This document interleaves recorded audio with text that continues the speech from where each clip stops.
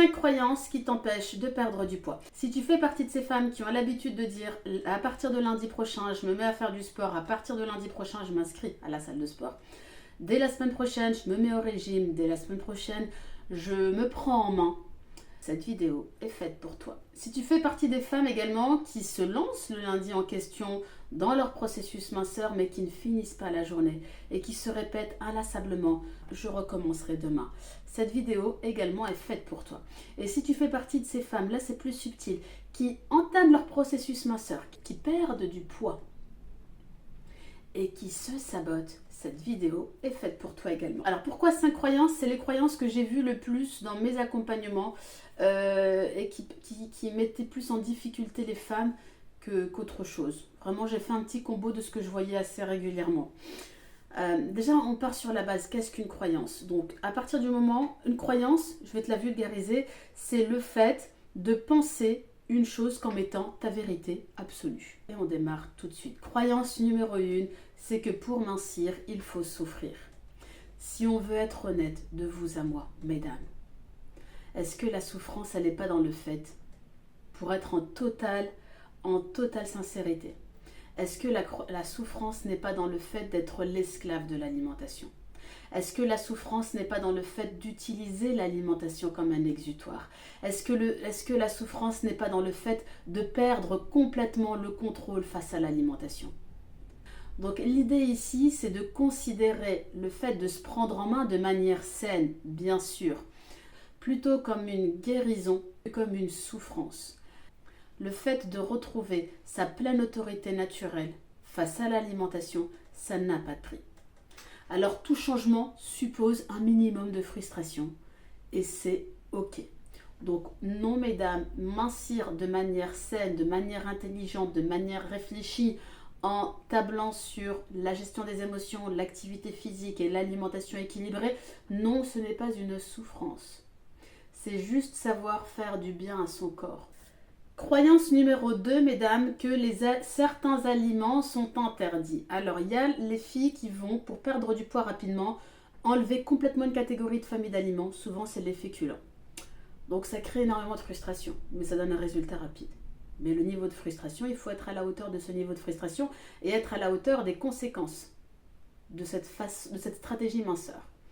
L'autre catégorie, c'est les personnes qui vont s'interdire les boissons sucrées, les boissons gazeuses, les gourmandises, etc., etc.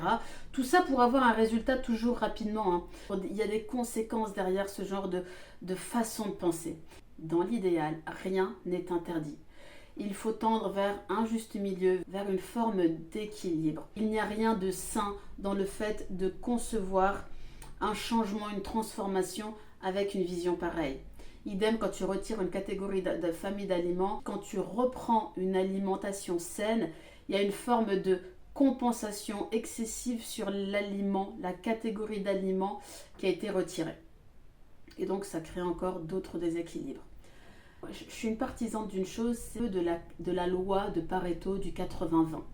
Alors rien à voir avec les cheat meals, mais alors vraiment rien à voir. L'idée c'est pas d'avoir une journée fixe où on se dit le samedi c'est mon jour où je peux m'éclater la figure. Non, pas du tout. Ici on va aller sur de la subtilité. 80% du temps je suis clean, j'essaye d'être clean parce que c'est un apprentissage de manger sainement. C'est une éducation, c'est même une rééducation à l'alimentation saine. Et puis 20% du temps, je laisse libre à des opportunités qui s'invitent à moi. Alors ça peut être, je suis en sortie avec une amie et puis elle me propose de nous asseoir en terrasse, gaufre, cappuccino. C'est une opportunité qui s'est proposée à toi, c'est ok. Maintenant, si ton opportunité, elle est quotidienne, tu te doutes bien qu'on parle déjà plus d'opportunités et qu'on n'est pas dans quelque chose d'équilibré. Donc on revient toujours sur du bon sens. 20% du temps, c'est je laisse cette porte ouverte à ce qui peut s'inviter à moi, tout simplement. Et là aussi, toujours pas basculer dans des excès. On n'est pas là pour compenser une quelconque frustration. La frustration fait partie du changement et il faut être ok et clair dans sa tête là-dessus. Troisième croyance, c'est l'idée on ne peut pas maigrir sans être dans le contrôle de tout. Alors là, je parle des nanas qui ont besoin de se peser tous les jours ou plusieurs fois par semaine. Les nanas qui ont besoin d'avoir des trucs carrés, calculés, mesurés, comptés, tout ça, tout ça. Je vais faire un régime à 1400 calories, je vais faire un régime à autant de calories.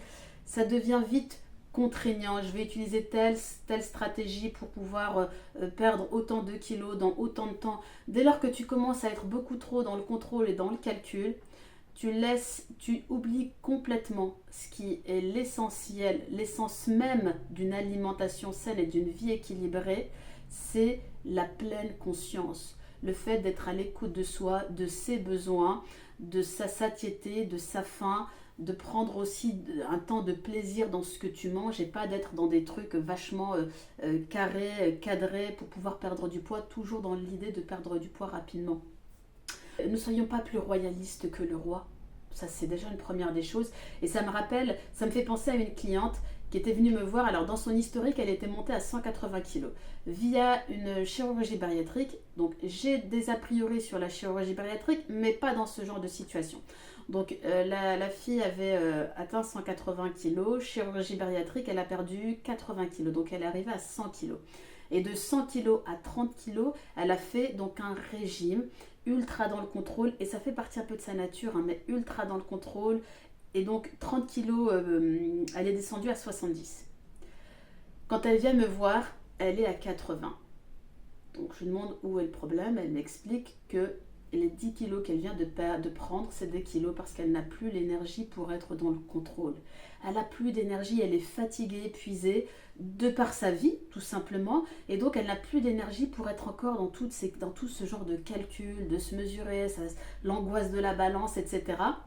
Et le fait de lâcher l'affaire là-dessus, elle se retrouve à prendre plus 10 kilos. Et quand elle vient me voir, c'est pour retrouver justement cette forme d'autorité, cette forme que moi j'appelle une autorité naturelle. L'autorité naturelle, c'est quand tu as éduqué ton inconscient et qu'il a compris que l'alimentation, c'était surtout une source de vitalité pour toi, de plaisir, mais de vitalité avant tout. Et pas un exutoire où tu vas pouvoir déverser toutes tes émotions et tous tes traumas et toutes tes blessures. Quand ton inconscient il comprend ça, tu n'es plus dans une dépense d'énergie pour lutter contre la malbouffe, pour lutter contre le fait de craquer, pour tout ce que l'on connaît quand on rentre dans un processus de perte de poids rapide. Et donc voilà, du coup, cette dame, il a fallu travailler sur toute la partie gestion des émotions. On diminue le contrôle parce qu'on a besoin d'un cadre, on a besoin d'avoir un mindset, une forme de direction. Moi, je préfère le mot autorité naturelle à la notion de contrôlant. Le contrôlant, effectivement, c'est quand tu es dans une forme de dictature avec toi-même et que tu ne prends pas en compte des signaux inconscients, des warnings, d'un mal-être ou autre, et que tu ne prends pas en compte jusqu'à ce que tu t'épuises et tu perds vraiment la capacité à prendre une direction saine. Donc non, pour mincir, mesdames, il ne faut pas miser. On a besoin d'une partie que moi j'appelle le mindset et de notre autorité naturelle, mais on a surtout besoin, le premier travail à faire, c'est d'éduquer son inconscient pour qu'il comprenne que la relation qu'il a avec l'alimentation, qui nous pousse à avoir un comportement troublé avec l'alimentation, est à retravailler. C'est-à-dire que la façon dont je m'alimente, elle n'est pas du tout saine et que c'est une relation toxique que j'ai surtout avec l'alimentation. Et c'est ça tout le travail qui est à faire avec l'alimentation et c'est là tout le travail qui est à faire avec la partie inconsciente de soi qui, au passage, gère 90% de notre existence. Croyance numéro 4, mesdames. La croyance numéro 4, c'est que si je prends du poids, c'est un échec. Je vis la reprise, je vis le fait de reprendre certains kilos comme un échec. Donc mesdames, nous sommes des êtres d'émotion et des êtres et nous avons des variations hormonales qui font que durant notre parcours de vie, nous sommes amenés à vivre certaines variations plus ou moins importantes à certaines périodes de notre vie et des fois beaucoup plus calmes et stables. Et ces variations hormonales et ou émotionnelles, parce que souvent quand il y a une hormone qui fait le yo-yo, l'émotionnel, soit c'est l'émotionnel qui a activé cette hormone, soit c'est l'hormone qui est venue provoquer une forme d'émotion. Je vais te donner juste l'insuline. Tu manges sous le coup de la tristesse beaucoup de sucre, ton insuline elle monte. ok, elle apaise ton émotion et elle redescend très vite. Et cette descente, cette chute vertigineuse de ta glycémie va provoquer chez toi une faim réactionnelle qui va créer de l'irritabilité, un changement d'humeur. Donc ça va venir encore impacter d'autres émotions chez toi. Et en fait, tu fais le yo-yo, émotion, hormone, émotion, hormone, émotion, hormone. Ok ? De manière aussi très naturelle et très normale, les femmes qui ont des cycles menstruels avec un syndrome prémenstruel, voilà, celles qui sont concernées par cette problématique le savent très bien. Quelques jours dans le mois, il y a plein de changements physiques et émotionnels qu'elles peuvent ressentir et qui vont complètement impacter leur façon de s'alimenter. Donc elles peuvent avoir une alimentation ultra saine le reste du mois et 10 jours avant leur règle. C'est le déséquilibre mental, émotionnel, physique. C'est un tsunami émotionnel et qui impacte complètement le corps de la femme. Donc nous sommes amenés à vivre des fluctuations tout au long de notre vie et donc on est sujette à une possible prise de poids. Le plus important, c'est pas la prise de poids en elle-même, c'est le delta. C'est-à-dire que l'idée, c'est pas je prends 30 kilos, j'en perds 40, j'en reprends 25, je repère 30. L'idée, c'est pas d'avoir cette grande variation pondérale entre une grosse prise et puis une forte baisse, une forte perte au niveau pondéral, mais l'idée, c'est de pouvoir accepter un plus 5 kilos, un moins 7, reprendre un plus 3, redescendre à un moins 2. Ça, au cours d'une vie, c'est normal, au cours de la vie d'une femme. Donc, là où il faudrait être vigilant, c'est vraiment les fortes prises de poids ou les fortes pertes de poids qui ne s'inscrivent pas sur la durée, essentiellement au niveau de la perte de poids. Donc non, ce n'est pas un échec de reprendre quelques kilos, mais il faut faire gaffe. Mais faut pas le vivre comme quelque chose de dramatique. Voilà, tu ne joues pas ta vie, ok ? La 5e croyance, c'est le fait d'attendre de perdre du poids pour pouvoir s'habiller ou pour pouvoir se sentir belle. Alors, il y a un truc que moi je mets en place avec les femmes que j'accompagne, c'est la bienveillance du corps à l'instant T. C'est-à-dire qu'au moment où tu décides de perdre du poids, commence déjà par accepter ton corps tel qu'il est. Même si le fait de voir ton corps ne te plaît pas, il t'a sauvé la vie plus d'une fois. À un moment donné dans ta vie, tu t'es réfugié dans la nourriture. Ton estomac a encaissé une quantité d'aliments, de la malbouffe, du grignotage non-stop, des aliments ultra transformés. Il a accueilli tout ça au nom de tes émotions. Parce qu'il fallait peut-être gérer des traumatismes, parce qu'il fallait peut-être gérer des émotions fortes, parce qu'il fallait peut-être gérer un environnement compliqué, familial compliqué, une situation de vie complexe. Il faut déjà avoir un regard bienveillant vis-à-vis de son corps et vis-à-vis de ce que je vois aujourd'hui de mon corps et de ce que j'aime ou pas de ce corps. Ensuite, j'invite souvent les femmes à se faire accompagner par des coachs en images pour pouvoir apprendre à s'habiller, à s'aimer, même à se maquiller, à s'apprêter, à se reconnecter avec leur féminin pour pouvoir entamer un processus minceur. Le fait de pouvoir travailler son féminin en parallèle, c'est une facilité le cheminement, ne pas être dans cette précipitation et surtout être dans cette reconnaissance et dans cette gratitude du corps et de pouvoir prendre soin de lui dès le démarrage. Dès le démarrage, c'est ultra important. Donc on n'attend pas de perdre 30 kilos pour s'aimer. Il faut pouvoir amener son changement physique avec le processus minceur. Et si tu as un problème avec ton féminin, tu te réconcilies aussi, tu travailles sur ton féminin.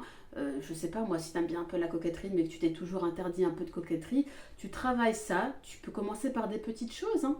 Ça parlera à chacune en fonction de la définition qu'elle a d'elle-même de son féminin, mais au démarrage, on prend les devants aussi là-dessus pour pouvoir amener le processus minceur en adéquation avec soi et son être. C'est super important. Voilà, donc si cette vidéo te parle, si elle fait écho en toi, je t'invite à liker, à partager. Tu connais l'algorithme, il est assez gourmand sur ce genre de choses. N'hésite pas par contre à me dire en commentaire, et c'est super important pour moi, où tu en es toi-même dans ton processus minceur et quelles sont tes croyances. Je serais curieuse de le savoir. Et je te dis à très très vite.